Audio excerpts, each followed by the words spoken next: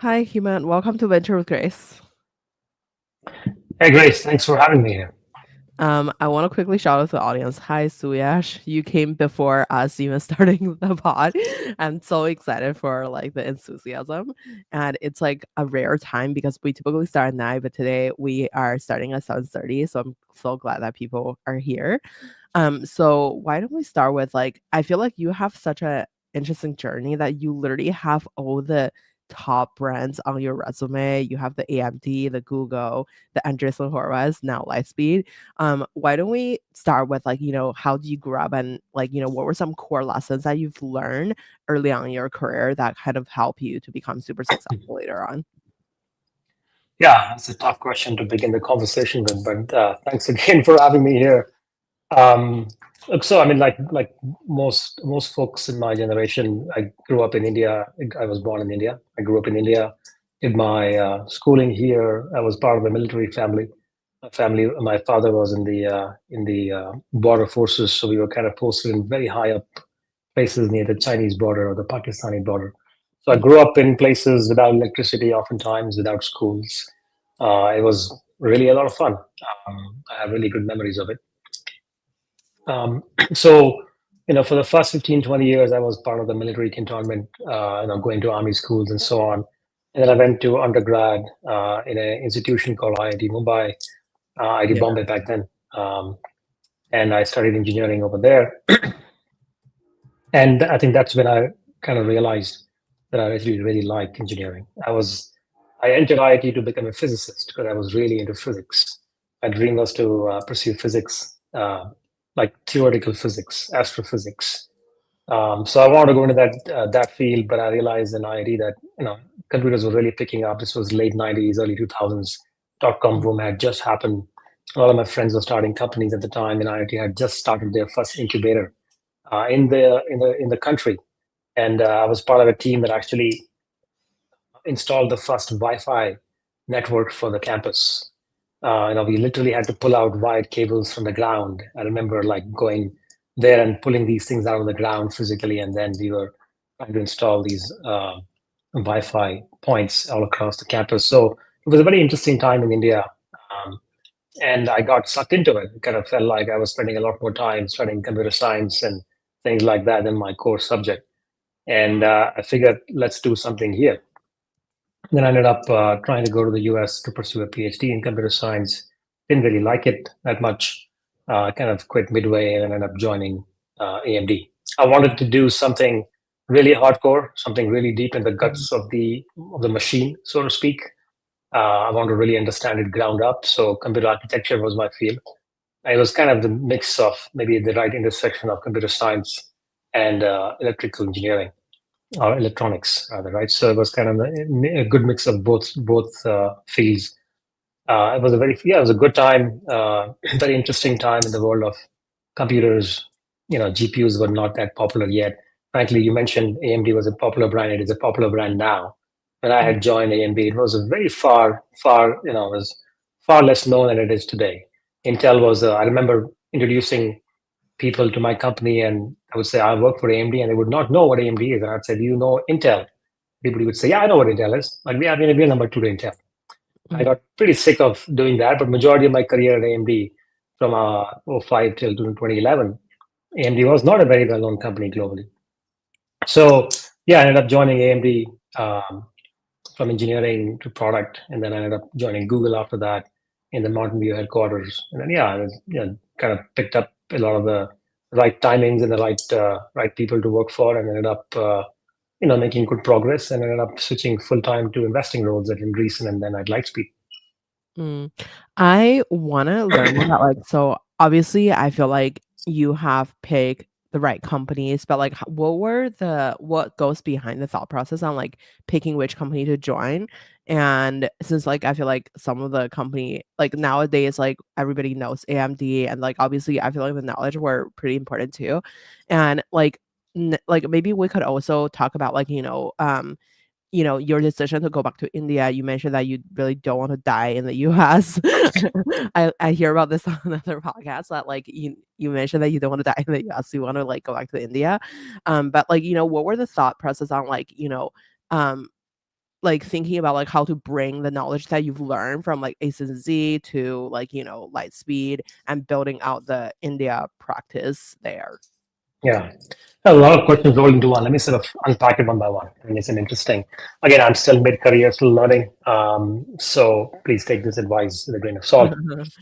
Look, I mean, again, everybody has their own journey, and you only hear from the successful ones. And then there are a bunch of things that the other people try, and then it doesn't work. The same exact thing somebody else trying wouldn't work.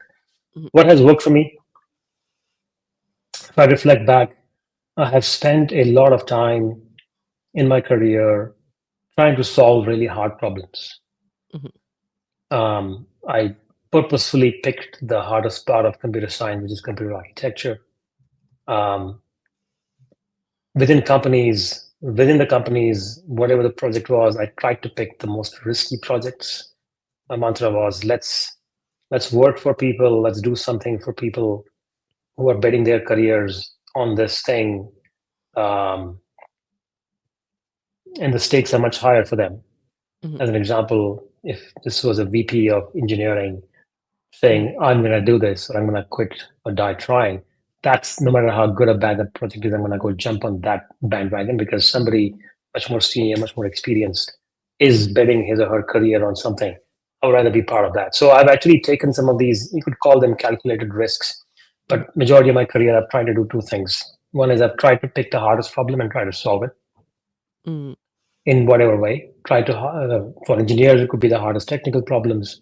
For people in business, could be the hardest, most difficult project or team to work with, the most nebulous, the most hard to define problem statements, and so on and so forth. But I've tried to do as many hard things as I can.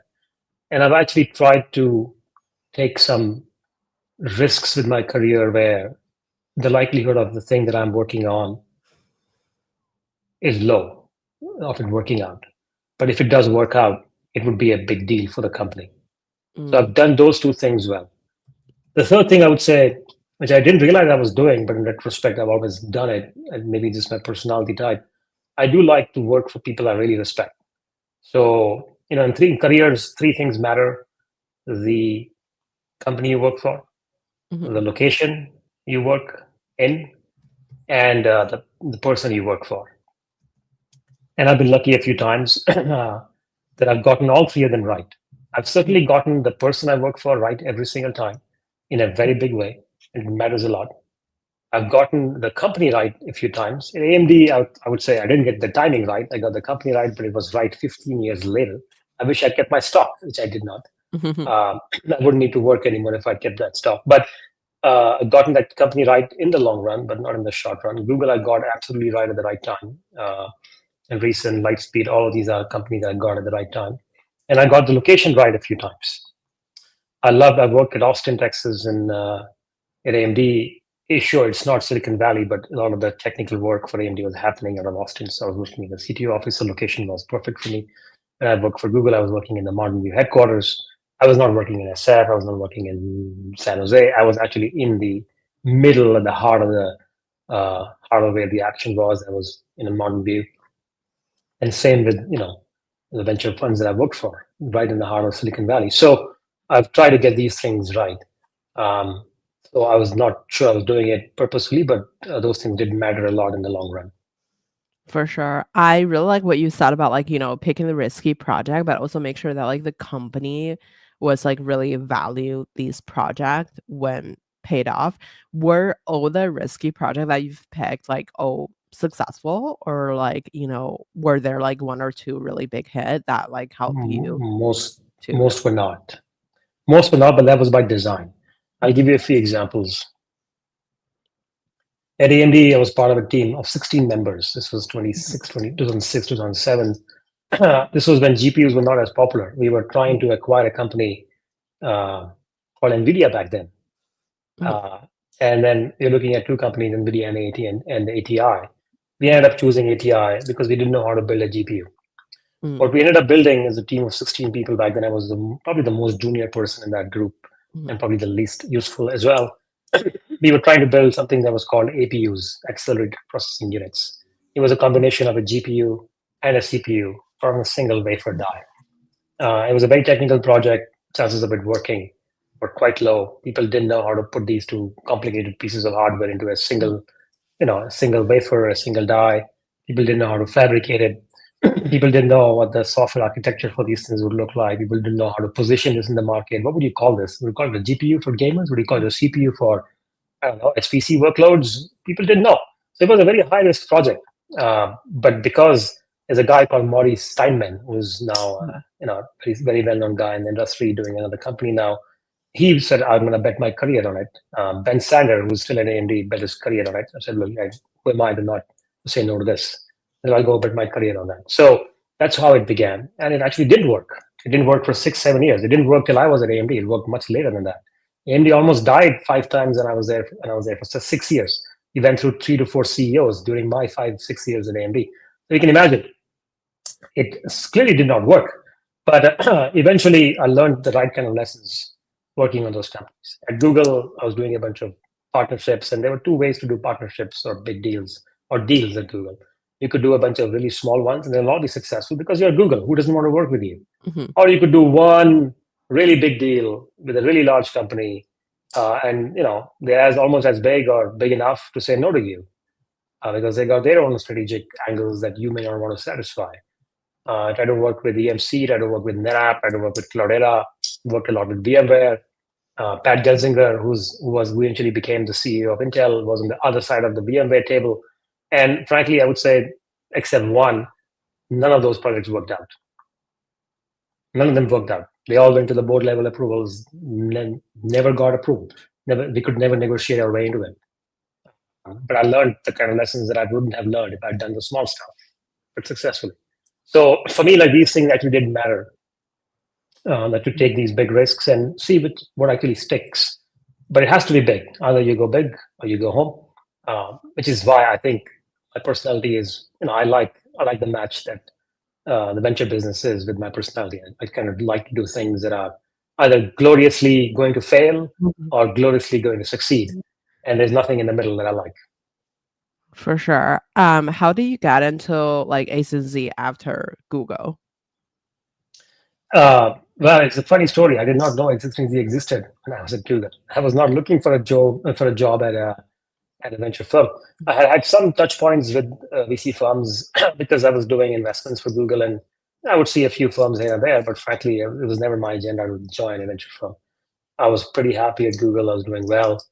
Um, so at one point, one of my friends' wives, who was a senior partner in Andreessen, she pinged me saying, "Hey, we got a role I think you'll be interested in." And I remember I was working at Google at the time. It was afternoon, 4 p.m. Like they actually said, well, what the hell is this Andreessen Horowitz thing? Let me go Google it up. So I go Google Andreessen Horowitz, and I see there's a list of VC funds where there's, of course, Lightspeed, Sequoia, Axel, and Andreessen is like number 7, number 8, somewhere in there. Mhm. This is 2016, 2017. They were picking up a lot, but they were not nearly as popular as they are now, the brand. Like, Andreessen Horowitz, Google. My mom loves that I work at Google. She tells every one of our friends, my son works at Google. It's everybody knows this company. Nobody would know how the hell even say Andreessen Horowitz. My mom still doesn't know how to say this right, I'm sure. So for me, it was like, do I really want to go to a venture firm? I'm really liking my job here. But then I figured this job would probably push me in corners that are really dark and unknown to me. It'll push me to do things that I have no idea how to do. So if I were to do something really completely new in my career now and learn something very different, very difficult, and if there is a way for me to bring my left and right brain together, um, this job could be it. And I wasn't sure. I took a chance. And of course, it's a great brand. It's hardly a chance when you join a recent or Lightspeed kind of a firm. But yeah, I felt like, let's do it. Let's see what comes out.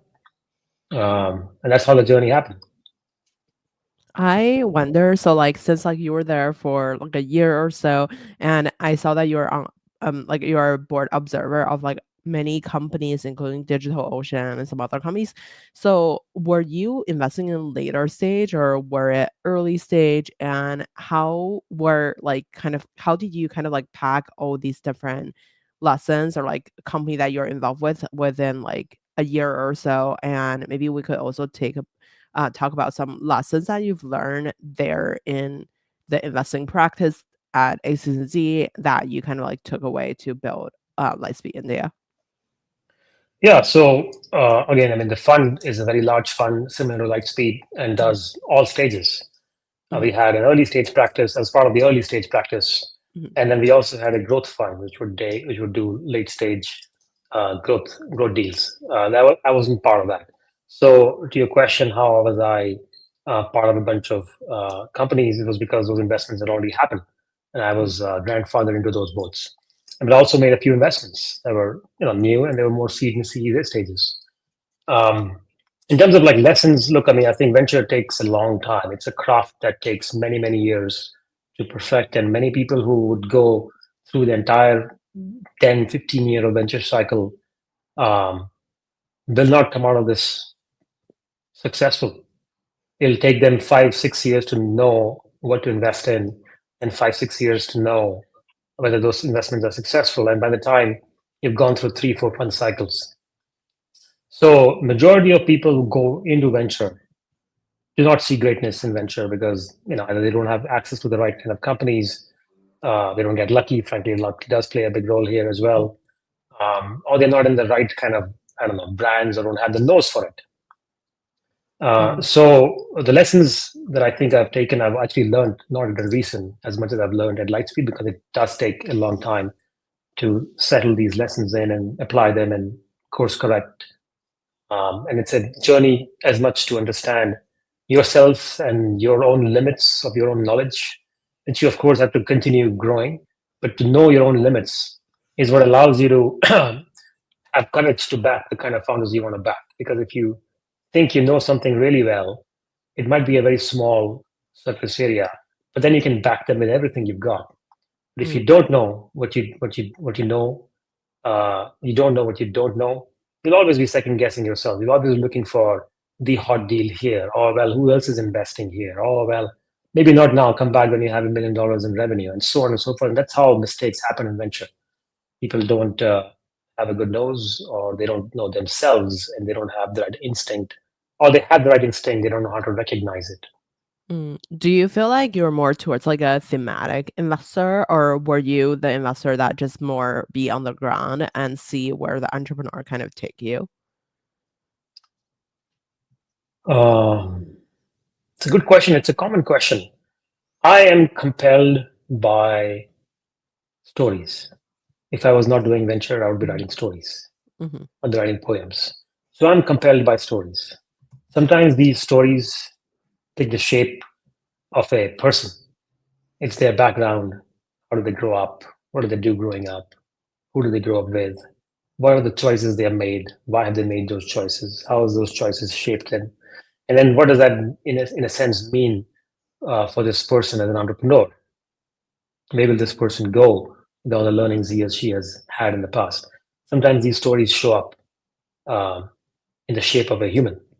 Sometimes these stories take the shape of a market. mhm, There is a bunch of stuff that is flying around, information flying around. You're reading it like a matrix. You're reading a bunch of articles, news over several years. You're talking to a bunch of really smart people. And suddenly these things start to take shape in your brain. Suddenly these things, if you read horizontally and vertically, deep enough and broad enough, sometimes these connections start to shape in your head. And then that becomes the shape of your thesis. mm, Right? And then when both of these things happen at the same time, when the market is taking shape, that hey, this is what the future of the world needs to look like, and I think it's ready. It's waiting for an entrepreneur, and then you mm, meet the entrepreneur. It's one of the easiest decisions you'll make in the venture business, and those are the best ones. mm. I wonder, do you go into every conversation with like I'm sure everybody is going in with a prepared mind as like you was research the entrepreneur and everything, but like I wonder, would you like have like your own particular thesis about something and then you're looking for that something in the entire universe? Or you mentioned like you really listen to people's story and then like see where the stories take you, like are like, were you because I feel like one of the hardest part about, like, being a, um, more broader range of, like, general investor from, like, all stages and all sectors is, like, it's super hard to like compare one company to another from time to time because maybe you are encountering all different type of company all at once. So it's like harder to really sit down and compare one company to the rest of the competitors in the space.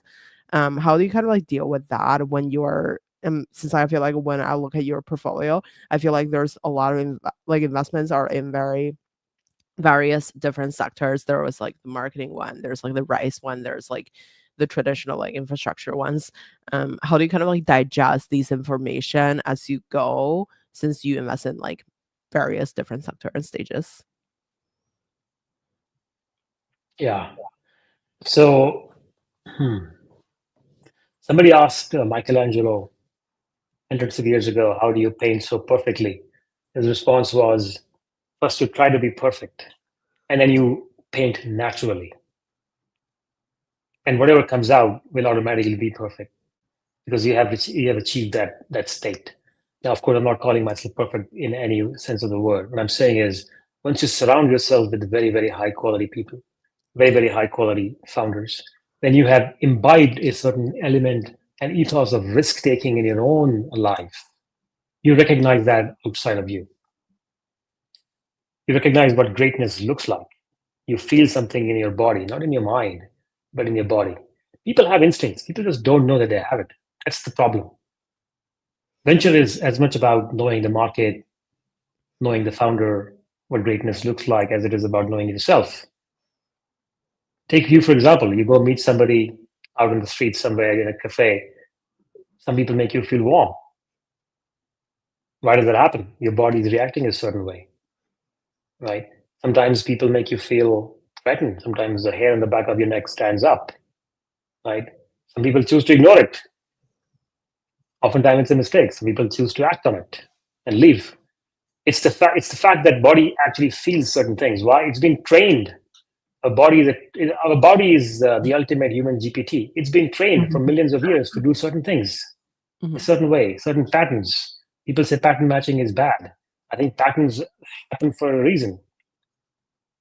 mhm, So for us to recognize greatness, first you have to absorb greatness, listen to greatness, be around greatness. It's like if you're writing a book, first go read the greats and understand what greats, when you read them, what it feels like in your body. What does it make you feel emotionally? That's what greatness feels like. So how do you know whether you are in the presence of greatness? Your body will tell you sometimes. If you've been around greatness enough, if you have tried to take risks with your own life, with your own career, you would know what risk-taking founders feel like. How do they talk? How do they respond? One of the Lightspeed investors, James, he was visiting India many years ago, and I asked him, like, how do you understand risk? He said, you can't be a non-risk taker in the rest of your life. You can't be sort of the most vanilla guy in your life and not take any risks. And suddenly you come into office and you flip a risk switch on, and then you can take the highest, you can work for the highest risk asset class that exists in the world.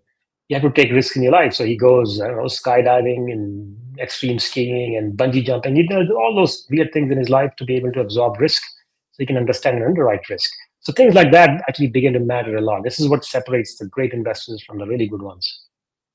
mm. Like the risk tolerance and then the train yourself to like have the judgment or like just trusting your instinct. And I wonder when it comes to like the investing trends. So I feel like this year it's like really big for AI agent, and this is like you also invest in like the infrastructure space. What are trends that you're seeing that you feel like are gonna have like some really big startup that coming out of the trend? Yeah, I've written pretty extensively about that. I think we are at the very beginning of what I would call the capex cycle of AI. Mhm, There is maybe just a quick detour. Um, every 10, 20, 30, maybe 40 years, a new resource gets unlocked into the world. 100 years ago, the resource was probably oil. 50, 60 years ago, the resource was probably a CPU cycle. 20 years ago, it was a GPU cycle. Today, it's an mm, AI token. These are resources that actually they are deflationary in nature. They go lower and lower and lower in price, and they make things, and they're programmable in some way. You can do stuff with it. Mm, right? They are fungible, they're programmable in some way. Oil can be put into machines, it can be put into engines, it can be put into rockets, it can be put into petroleum products, it can be put into many, many things. It's a fungible product. mm, So these resources, when they come out, people who are closest to the extractive part of this industry, people who are trying to extract these resources cheaply, effectively, scientifically, scalably, they are typically the ones that accrue a lot of value in the beginning of the cycle. Exxon 1920s and 1940s would have accrued a lot more value than Exxon from 1990s to 2020. Um, Even though the price of oil had actually gone up from 1990s to 2020, Exxon's value has not Exxon's. We can take BP or Shell or companies that are still alive in the oil business. They have not really grown in value. Tech companies have because they were closest to the extractive part of the CPU industry or the internet industry. They took the CPU cycle and built software with it. They distributed software on the internet. So they are the one that extracted the most value. So in the beginning of every cycle, the extractive businesses accrue a lot of value. We are at the beginning of the extractive cycle for AI. Who are the companies that are extracting this resource from the ground? They're companies that are close to the GPUs. They're companies that are, companies like ASML, TSMC are below the GPU. Companies that are building the GPU like NVIDIA, AMD, Intel, Grok, Cerberus, not GPUs, but TPUs and so on. And then there are companies that are above that. They take the GPU and say, well, I'm going to make this GPU cycle more useful. I'm going to build algorithms. I'm going to build tools that other people can use. So Anthropic, Mistral, X, OpenAI, they are one layer above it. And then that layer includes algorithms, it includes data, it includes many other things. And then layers above that are middleware layers, APIs, agentic infrastructure, I don't know, management plane, control plane, stuff like that. And then the applications, both horizontal and vertical. Typically, you would say, of course, things happen all at the same time, all the time. Um, but in the beginning, you'll see a lot of these extractive businesses accrue value, which is why NVIDIA is so much more valuable today than it was 2 years back. OpenAI is so much more valuable today than 2 years back. Over time, these layers will settle down. You'll have tens of companies doing this. Eventually, you'll have three or four. Tens of companies building big models, eventually three and four. Tens of infrastructure, middleware companies figuring out how to make sense of the bottom and the top layer, how to connect the two. Eventually, it'll be one or two, maybe three or four. And then you will have this Cambrian explosion of applications, enterprise and consumer, vertical and horizontal happen on top. This is what's always been like. In the beginning of the oil cycle, there were 500 to 1,000 car companies in the world. Imagine the amount of capex it takes to build a car company, the machinery, the factories, and all the complexities of it, talent. But there were 1,000 plus car companies in the world even back then. It's kind of crazy. But then now there are probably less than 50 or 80. When, let's say, the internet was new in the 70s, there were tons and tons of protocols. There was TCP/IP, there was talk time, there was many other protocols that didn't really survive. There were many other CPU architectures. There was x86, there was Spark, there was HPUX, there were a few others, but eventually only x86, AMD, and Intel survived. Similarly, there'll be, same thing will happen again. There'll be a bunch of stuff at the bottom, bunch of stuff in the middle, and it'll start to compress. Few will remain, and then the streamlining will happen. And then you will see explosion of the application layer over time. So the same explosions, or the same shift took 20, 30 years in the CPU. During the time the CPUs were getting popularized and cheap, it might take not 30, but it might take 5 or 10. We're already seeing many, many big GPU and CPU companies coming up. We're already seeing many and many big LLM companies coming up.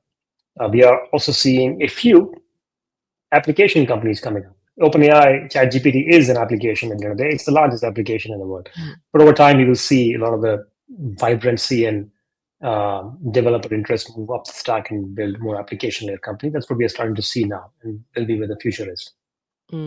I wanna maybe, like, we could, double click on, like, some of the infrastructure tooling, or, like, how do you think about the entire infrastructure space? And, like, since you are leading the, investments in India, and I saw that some of your investment are in SF and, like, other places, how do you think about which part of the company that would coming out of which part of the world?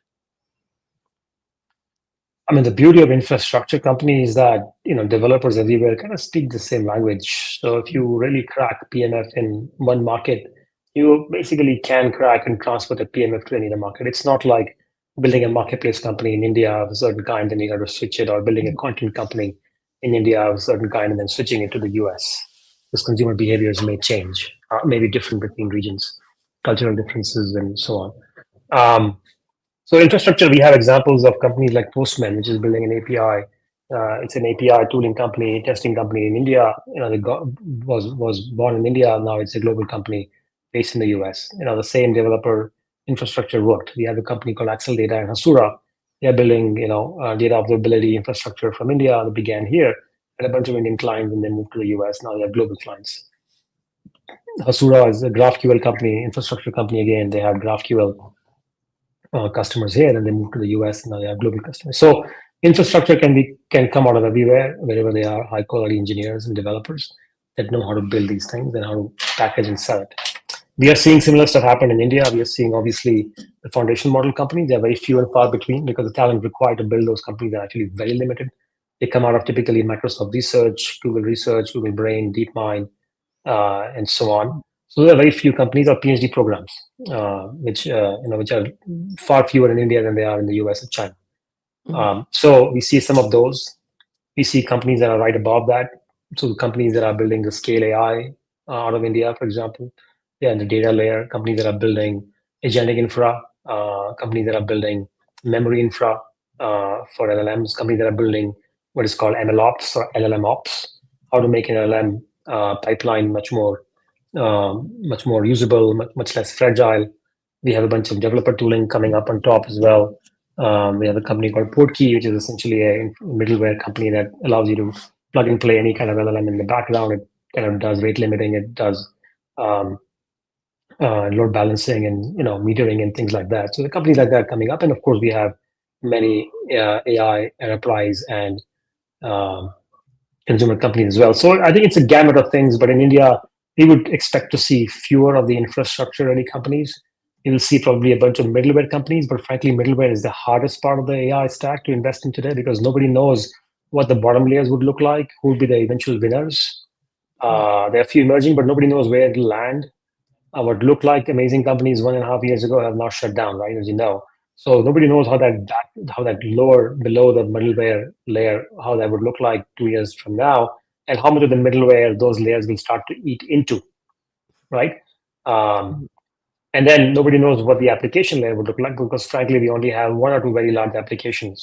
So it's very hard to know what the demands of a really global scale LLM first inference heavy application, what the demands of those applications would look like. So it's very hard to build middleware for those things as well that don't exist today. So middleware is the hardest part. Applications, yeah, we see a few, and infrastructure we see much fewer, but they are easier to then grok and understand. Mm. I wonder, so like so you are an investor in Marco or like Marco, I don't know, like if I pronounce it right. Marco, yeah, Marco, yeah, yeah. yeah. So like maybe we could use it as an example on like, maybe how do you kind of encounter the company and that what goes into your investment decision making process into investing in the company. Yeah, so this is it's a good segue into how the thesis sometimes plays out. Um, we were seeing that people were starting to search for things very differently thanks to Mhm, ChatGPT. mhm, People were expecting answers, perplexity. Now I don't really go do Google search anymore or do all my searches in perplexity. So there was this behavior shift that was beginning to happen, and that ChatGPT, the behavior shift was kind of quite widespread. It went quite widespread quite quickly. Sam Altman just mentioned yesterday or today morning that he expects to have 1 billion ChatGPT users by in the next 2 years, mhm, right? So 1 billion users is probably 1/4 of the internet users today. I mean, that's as widespread a behavior shift as you can expect. So we began to see very early signs of that happening last year in many other modalities. So when you look for, let's say, e-commerce platforms, I only wish that you could sort of say, hey, my husband, my wife, my boyfriend, my girlfriend, they're wearing this today for the party. What do I wear that matches them? But then show it to me in your catalog. Don't show me random photographs from the internet. mhm, Tell me what you've got, size mhm, and shape it to your catalog and give me results. Oh, hey, I got these socks, mhm, Amazon. Tell me what you got in shoes. mhm, Tell me what belt I should wear. You want to be able to maybe even do a video call with the Amazon bot to say, hey, here's my party location, poolside this, so and so. What kind of combination should I wear? What do I buy to fill this up with sofas and I don't know, whatever pool party stuff you want to buy? Those kind of things aren't available today. People want it because people are getting used to it from ChatGPT. People want to talk to these platforms and say, well, I got this and give me something else. They don't want to type stuff and do keyword. And the problem with existing search today is that it's all keyword related. This shirt, if it is not tagged as a blue sweater, it would not show up if I look for blue sweaters. Like it doesn't understand color. The keyword had to be Mm, manually edited. And tomorrow, if I say, well, give me a blue shirt of, I don't know, like from Zara or some other, if it's not tagged as Zara, it will not show up. mm, Right? So those things are the problems. And then because these things are happening, e-commerce companies lose customers. They get poor results, and in e-commerce, they live or die by add to cart, right? So if you lose some people in the funnel, it's a loss of business. So they want to fix it. So Marco was a company that said we're going to create a ChatGPT like search experience for both internal users in the enterprise context mm, and external users for e-commerce and many other use cases. Right? Everybody's going to start to look for these kind of multimodal search experiences mhm, from anywhere. I want to go to DoorDash and say, well, what I bought yesterday for food was tasty. Get me that again. I don't want to go search for that thing by typing a bunch of words. I just want to talk to it. It's just easier. So that's what Marco enables. mm, So we felt like that's the thesis that we were going after. We met a few companies in the US and Europe and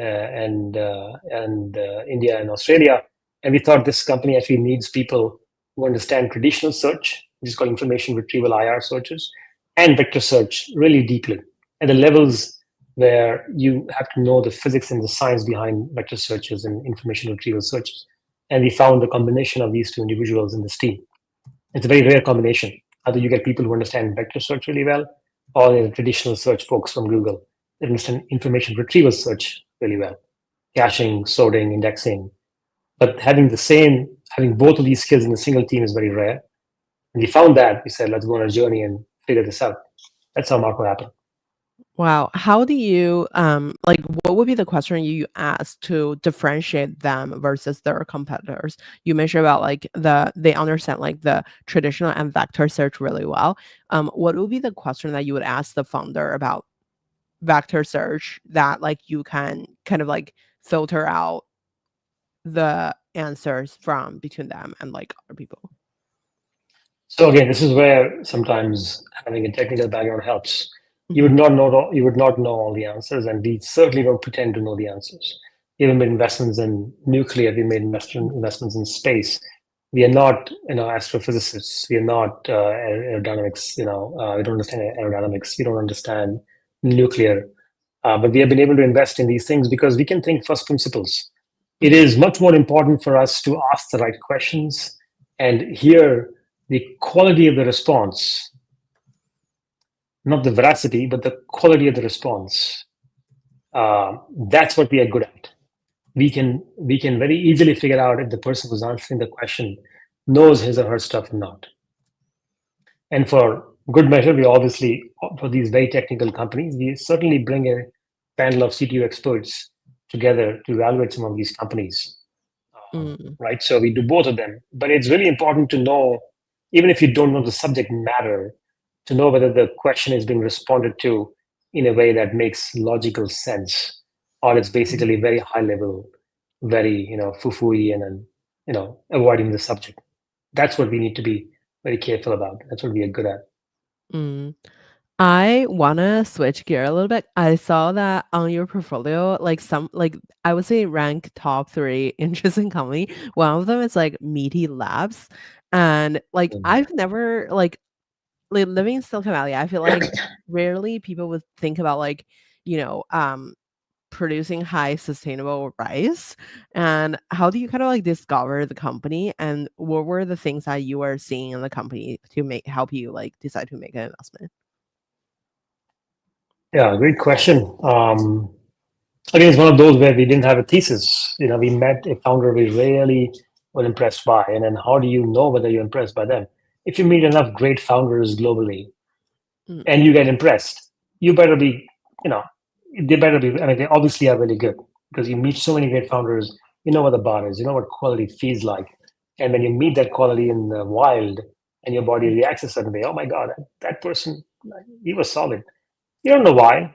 mm, You don't know why, but you know that there is something happening here that you need to pay attention to, right? And then you go spend more time, you bring in more experts, you understand their journeys, your businesses more, and then maybe you make an investment, maybe you don't, but at least you pay attention. That's the most important part, to recognize greatness in the wild. So when we met them, it was a referral from one of our friends in the US. The founders were in India at the time. We met them in the office and they came. I remember one of the co-founders was wearing a white shirt. It was all muddy and dirty. It had mud all over it. And like, okay, well, what's going on? They had come back from a site visit in rural India, and they had come straight from there to the pitch meeting. And I mean, it doesn't in totality. It's not the only thing we care about, obviously, but it mhm. meant something for us. It meant something that they don't care to show up a certain way in front of a VC. They care about their Project. stakeholders. They care about doing the work. They don't really give a shit whether they are wearing a suit or a Mhm, jacket in front of a VC. It shows confidence. It shows commitment. We really like that. And some of these businesses take many years to fix. You mhm, better not be a kind of founder who, hears there's a crypto wave happening and switches gears and then starts a crypto company tomorrow. Or, oh my God, today AI is hot. Let me go quit my company and raise $5 million with a deck because AI. You don't want to be in business with these founders, right? mhm, You want to be in business with founders that are solving hard problems and will commit their lives to solving it. That's where big money is made. That's where big businesses are built. That's how the world changes. Um, so when we feel that, we sort of pay attention. Then we say, well, okay, well, let's see. These guys look very interesting. Rice decarbonization is a big problem. It's a very tough problem to solve because rice in India has grown a certain way, and rice is grown around the world a certain way. People flood the fields. The flooded fields, they have because the fields are flooded. It wastes water because the fields are flooded. The flooded fields grow a lot of weeds because they have weeds. They have a lot of insects because they have a lot of insects. They die in the water. All of that stuff combines to create a lot of methane, a lot of carbon dioxide. Methane is 20 times more dangerous than carbon dioxide in terms of greenhouse gas effects. So we knew this was a big problem. India produces 100 million metric tons of carbon dioxide alone every year due to rice production. So it hit that massive problem bar for us.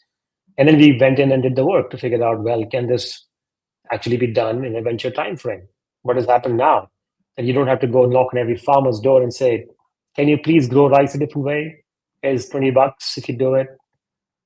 Where's the money going to come from? Who's going to sponsor it? Who's the buyer of the credits? If you're trying to do carbon credits, who's going to buy it? Those things were not clear. So we figured, let's figure out, can this be built into a large business? Is a large market? Can this be built into a large business quickly using technology, right? And is there a defensible technical moat that this company has that other companies do not have? What have they built that's really, really hard to build? And when all those three things matched our expectations, then the answer is usually a yes. Let's go on a journey and figure the rest of it out. You don't expect these companies to grow as quickly as, let's say, OpenAI has. But these are very important problems, and they'll attract dollars and capital. They'll attract capital, they'll attract talent. Um, mhm. I wonder, so how do you evaluate, like, I guess, like, how do you do the diligence in the rice growing market? Like, so because I feel like that's very, like, differentiated from many of the, I guess, like, I would consider, like, a rice production as, like, a life science versus, like, like, the traditional, like, SaaS software just because, I think it's, like, um I know, like, media is like a platform using satellite imaging to, like, remotely monitor farms. That is kind of like the tech aspect of things, but, like, how do you, yeah, compare them to other projects that are similar, or if there is any similar project in the space that are doing the same thing? Yeah, I mean, specifically for Mely Labs, we met other teams and we thought this was the best team. They had the best experience. They had a chief scientist who was ex NASA and Agrina, who was one of the world's foremost experts in rice-based what is called DMRVs, measure Mhm, carbon exposure from rice. We had a co-founder who had built a 60 million to $100 million sustainable business in India, so he knew the ops part extremely well. It was his family business, and we had a co-founder who knew demand really well. He was based out of the US, very well connected, knew all the buyers, and we knew the demand is going to come from Europe and US in the beginning. That's where the big demand is. It's not going to come from India and Southeast Asia. Those are small pockets of demand today and not as high. They're not as high paying. So all those three things we figured that are the right filters for this company. Otherwise, the company is going to be big, but it'll take 20 years, maybe not 10. mhm, So yeah, we looked at all those things and we thought this company actually had the best technology, the best combination of demand generation and supply and ops management, sitting out of US and India. And then that combination is very rare.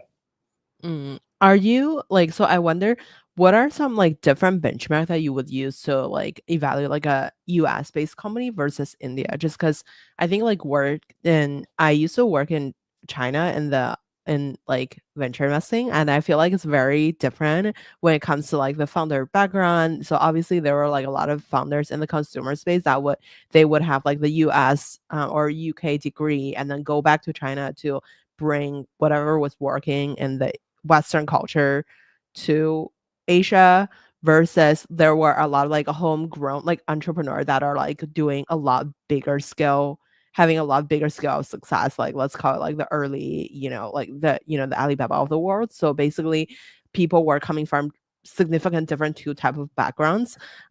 Versus also like the I wonder like how do you think about like in India, like what type of entrepreneur you feel like have a better chance of success compared to, the traditional, Stanford, MIT uh profile in the Silicon Valley? Yeah, we don't look for the location that they're at. We look for Mhm, the distance they're covered to get there.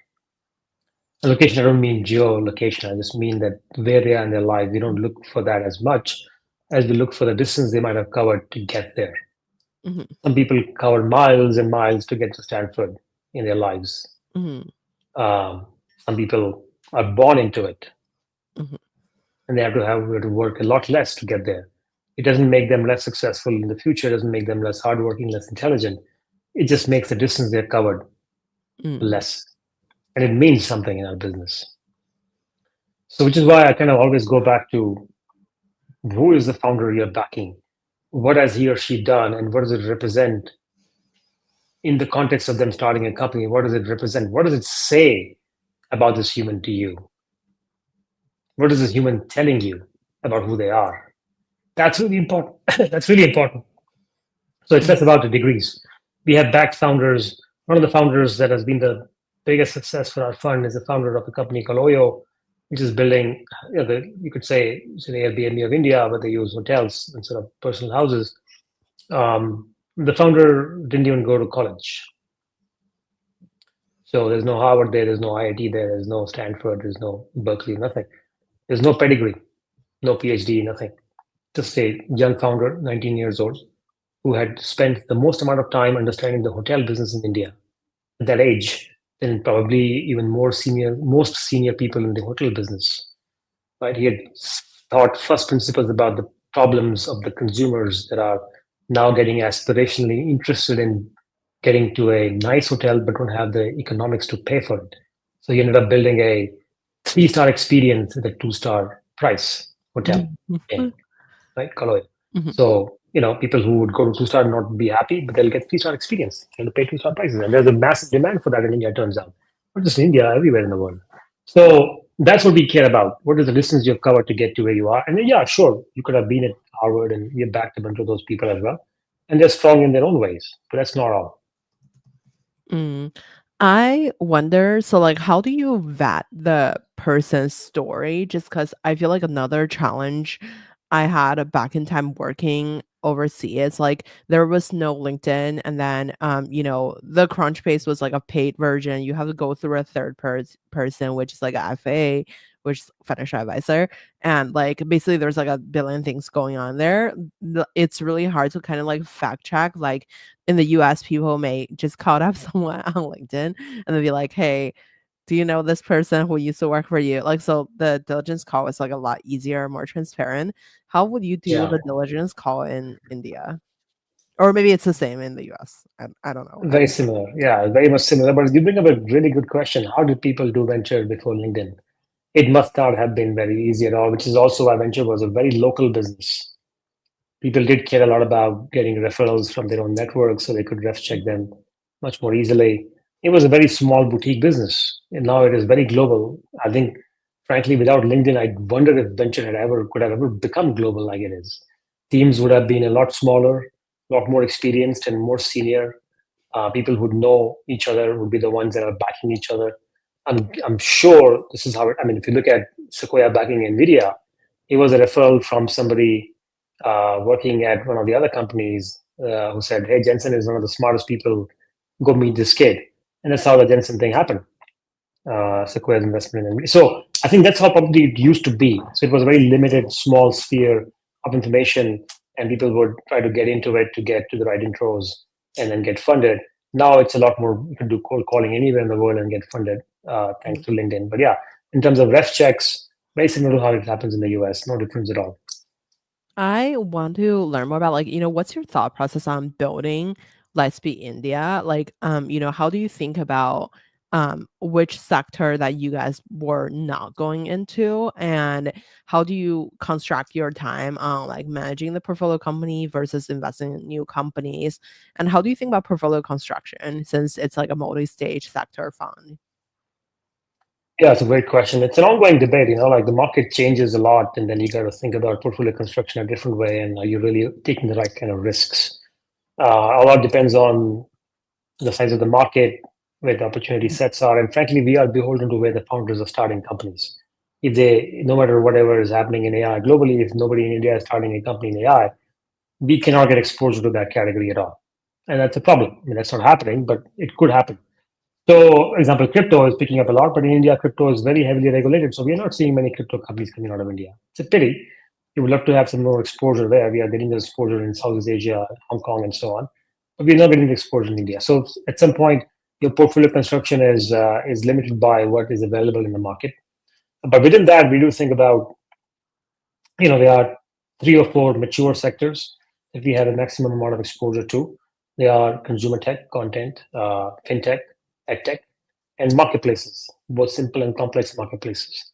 And then above that, we have enterprise, which is probably a quarter of the deal flow we see and a quarter of the investments we make at the genesis stage. And then there are new sectors that we keep adding to our portfolio as the market starts to inflect in those sectors. So solar is one we have made an investment in this year. In India, solar is picking up a lot. We did space investment in 2020. Space was very nascent back then. Now it's picked up a lot. We've done a few crypto investments 2, 3 years back. It's gone through its own ups and downs. You've done, climate recently as well, and we'll do mobility and battery tech and other forms of deep tech, robotics and bio and so on as and when it makes sense. So I would say maybe 80% of portfolio is a traditional consumer enterprise, fintech, content, marketplace companies. 20%, 10%, maybe sunrise use cases. Sunrise categories for India. How do you think about the deep tech rise? Just because I feel like in Silicon Valley, obviously a lot of investors are very comfortable with the risk, but I feel like living in like growing up in the Asian culture, I feel like to invest in like the of course I know that you embrace risk, but I feel like living in like, in the US, like, if Elon Musk like fail at like launching the rocket onto the sky for like 2 times, that's fine. But like if you live outside of the US, like to really having that level of like risk taking to like fail publicly, it's kind of like unspoken of. What's your thought process on like, backing these like really high profile uh deep tech projects, and then how do you kind of spend your time on um to study like which company in particular that you would spend time on versus not? Yeah. So the areas that I spend a lot of time on: AI, deep tech, frontier tech, enterprise software, they're all global areas. Crypto, climate, they're all global. Mhm. To the extent that you want to solve a climate problem that is regional, like is building a regional marketplace, sure, that's local. But everything else in climate, crypto, enterprise SaaS, deep tech, frontier tech are kind of global problems. So we do tend to see stuff everywhere. And then if the right company comes out of this part of the world, um, we invest from this P&L. Otherwise, we invest from other P&Ls, whichever region they come out of. In deep tech, look, I think deep tech investment is hard anywhere. If you look at US, you meet deep tech funds in the US, they're going to start crying. Hey, nobody invests in us. Nobody looks at us. It was not hard for many years. Then it comes into vogue and it goes away, and there are not enough investors putting money into deep tech. Same thing is true for India. A lot of deep tech founders do complain about, hey, there's not enough risk taking of this kind in India. So relative to US, I think it's the same. A very small percentage of investments go into deep tech in the US as overall, and the same thing happens to India. Very small percent of the overall investment dollars go into deep tech. I think it is changing though. It is changing quite rapidly. There are at least 4 or 5 deep tech companies that have raised $50 to $100 million in just the last couple of years. Rocket companies, satellite companies, foundation model companies, all happened in the last 3 to 4 years. They've gone on and raised global capital coming out of India. So I think it is changing, but there's a lot more required. The thing with deep tech is it requires an ecosystem around it. You can't just wake up one day and say, I'm going to just do deep tech. If you can't build a semiconductor company, if you don't have fabs, if you don't have packaging facilities, if you don't have the talent to build these kind of companies. Mm. And that investment China made 20 years ago. China and India had pretty much the same R&D as a ratio of overall GDP spend 20 years back, but now China is much, much ahead of India.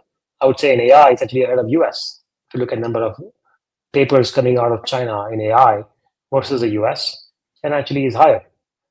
Quality, of course, is subjective, you know, but it is higher than US. India is far behind. So when all the low-hanging fruits and the low-hanging surface area of opportunity is covered, where does new opportunity come from? It comes from de novo science. It comes from scratching the surface of something absolutely new, and that requires an R&D ecosystem, which exists in India in few parts. It exists in space tech. It exists a little bit in robotics. It's coming up in bio, maybe a little bit of quantum. Otherwise, yeah, there's a lot of other stuff that we should be investing time in R&D into, but we are still getting just started. Mm. I wanna be mindful of your time, and I wanna wrap up with, like, maybe, like, a 1-minute fire round. Um, okay, Yeah, what's your favorite book? my favorite book is The Great Fires by Jack Gilbert, a book of Uh, poems. who would you invite to your dinner party? Um, Noam Chomsky, Who made the biggest impact in your career? Richard Feynman. Where can we find you outside of work? Where can you find what? Where can we find you outside of work? Uh, Hiking, climbing, playing pickleball, and Um, reading. Amazing. Last question. What's your advice on, like, like, improving your storytelling skill? Obviously, I feel like based off your, Twitter and LinkedIn following, you have such a great, like, ways to, like, empowering other people and just sharing your thoughts to the universe. And you mentioned about, like, storytelling is, like, one of the core skills, like, founders should have at the beginning. How do you improve, like, the storytelling skills? Read a lot. What are you Read a lot reading? of good stories. What are you reading right now? Oh, wow. Unfortunately, nothing at the moment. I I read a I lot of online stuff. I'm trying to finish Guns, Germs, and Steel for the last 3 months, um, but it's not an active read. I feel like that's a really classic one. Yeah, I like it. I pick up every few weeks and I put it down for another couple of weeks and I pick it up again. And yeah, yeah, but yeah, that's the only one I'm reading right now. Wow, Usually, I read a lot online. Yeah, What like so like is there any particular blogs or like newsletters that you're following, or like how do you kind of like construct your content diet? I subscribe to a ton of stuff. I read maybe 3 to 4 hours a day, content on Twitter, blogs, social media, newsletters, um, news. So there's no single source. Of course, there are people, there are places you go to. Farm Street is good. Um, um, Strategy is good. There's a bunch of technical blogs. Interconnected is pretty good. I like it. There are a few that are there's some Indian folks right here that are more macroeconomic in nature. I like those a lot. Yeah, there are probably 10 or 15 I subscribe to that I read pretty regularly. There are some technical newsletters from HCM I really like for enterprise and open source and so on and so forth. Yeah, I would say it's no single source. There's a bunch of variety of things that I absorb a lot of information that I, you know, double click on what seems interesting. Amazing. Wow. Hi Nova. I wanted to say hi to the audience. Hi Hemant. Thank you so much for coming on the show today. It was such a fun conversation. I feel like I've learned a lot from you from our conversation. Thank you for having me, and thank you all for watching. Thank you. Okay.